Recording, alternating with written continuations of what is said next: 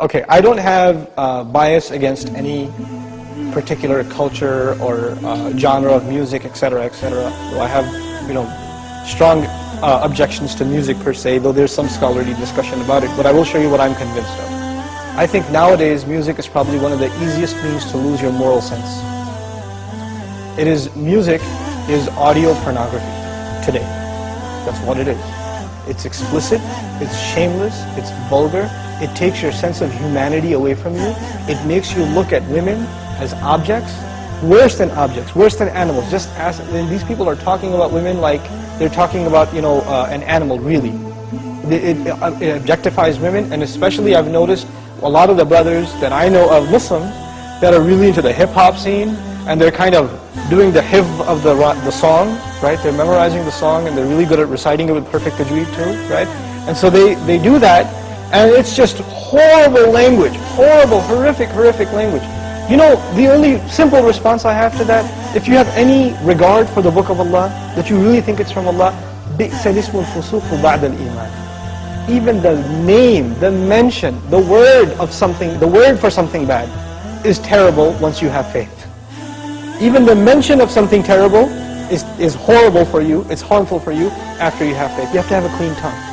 You have to say what قُلْ لِعِبَادِي يَقُولْ الَّتِي هِيَ أَحْسَنُ. Tell my slaves to say that which is the best. Say what is the best. Say good things from your mouth. So this is the first thing. When you say horrible things and you say things that are in direct contradiction to the moral gauge Allah gifted us with, then obviously you're deviating from your natural fitrah, your predisposition to turn to Allah. And when you constantly, listen to garbage like that, then you get deviated.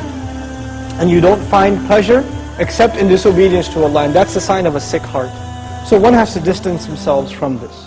This is the first step. And I'll tell you, this is my personal measure, this is not a fatwa, it's my personal analysis, you don't have to take it. But if a person finds listening to the Qur'an annoying, after they've been listening to hip-hop and this and that for a long time, and as soon as somebody puts the Qur'an on in the car, you know what they say? Oh man, turn that off, man, I don't want to, I just want to talk. And they immediately, they get a little annoyed when they hear the Qur'an. That actually means the shayateen have taken over. And they're constantly making waswasa to this person. Because what do the shayateen hate the most? Yes, they hate the Qur'an. They hate the word of Allah. They flee, it hurts them. So you know what they do? Because this person has let the shayateen, the devils, into his heart, they start pinching at his heart when he hears Qur'an, and he says, I don't want to hear this. Right? It's like surgery, it's like pulling a tooth for this person. This happens. When you try to give this person a reminder from Allah's word, they get annoyed by it, like agitated, like an allergic reaction. Why? Because they've let the shayateen in. To let them out, the first thing you got to do is stop supplying them with fuel. This is fuel.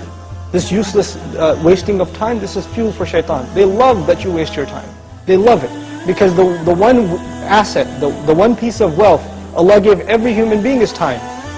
And what is music and TV and YouTube and Facebook and MySpace and like Twitter and whatever else?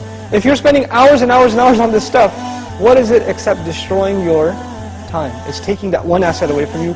Shaitan would love nothing more. May Allah subhanahu wa ta'ala give you the strength to get away from these temptations. But my advice that I keep going over, I can't get enough of giving this advice, find better friends. Find company that is not into these things and try to spend more time with them, and inshallah you'll wean yourself off of these habits. Bi-idhnillah.